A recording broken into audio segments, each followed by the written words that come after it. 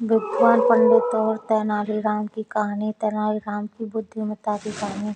एक बार की बात है, विजयनगर साम्राज्य के राजा कृष्णदेव राय के दरबार में राममूर्ति नामक दक्षिण के एक बहुत बड़े विद्वान ब्राह्मण आए। उन्होंने राजा कृष्णदेव राय से कहा, महाराज, सुना है कि आपके दरबार में बहुत बड़े बड़े विद्वान हैं। मैं उन्हें विद्वान तभी मानूंगा जब उनमें से कोई यह बता सके कि मातृभाषा कौन सी है। फिर राममूर्ति ने एक एक कर तमिल, तेलुगु, कन्नड़, मलयालम भाषा में धाराप्रवाह बोलना चालू किया।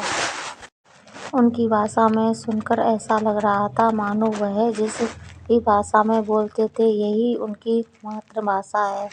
उनके बोलने के तरीके से उनकी मातृभाषा का पता लगाना बहुत मुश्किल था। राजा कृष्णदेव राय ने तेनालीराम की ओर देखते हुए कहा, तेनालीराम, क्या अपने दरबार में ऐसा कोई विद्वान है जो इसकी मातृभाषा बतला सके। तेनालीराम भी समझ गए कि राममूर्ति की सभी भाषाओं पर बहुत अच्छी पकड़ है। तेनालीराम ने महाराज कृष्णदेव राय से कहा, महाराज, इनके जैसे महान विद्वान अगर हमारे यहाँ कुछ दिन मेहमान बनकर रुकें और हमें अपनी सेवा का अवसर दें तो यह लिए बहुत ही गर्व की बात है।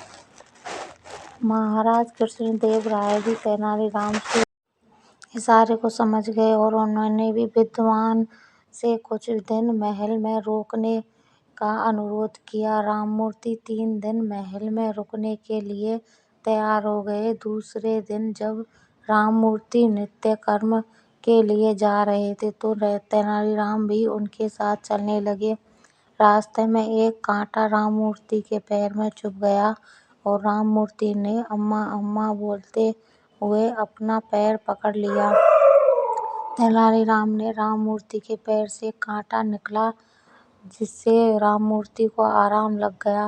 राममूर्ति 3 दिन महाराज कृष्णदेव राय के मेहमान बनकर रहे और तीसरे दिन जब वह जाने लगे तो उन्होंने महाराज से बोला, महाराज, अब मैंने 3 दिन आपका आतिथ्य स्वीकार किया और अब मैं अपने घर जाना चाहता हूँ। क्या आपके दरबार में कोई विद्वान है जो मेरी मातृभाषा बतला सके।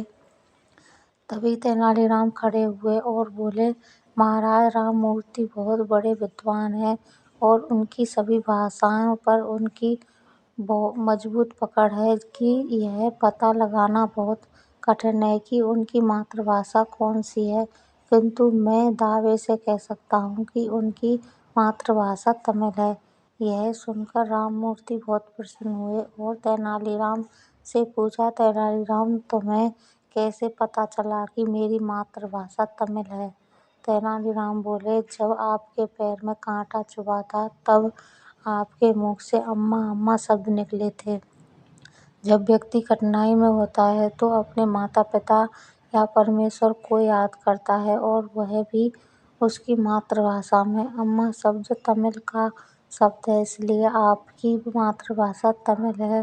तेनालीराम की बुद्धिमत्ता को देखकर राममूर्ति बहुत प्रसन्न हुए और तेनालीराम की बुद्धिमत्ता की प्रशंसा करते हुए चले गए और राजा कृष्णदेव राय ने प्रसन्न होकर तेनालीराम को ढेर सारे उपहार और सम्मान दिया। कहानी अच्छी लगे तो लाइक, कमेंट, शेयर करें। चैनल को सब्सक्राइब नहीं किया है तो सब्सक्राइब कर लें।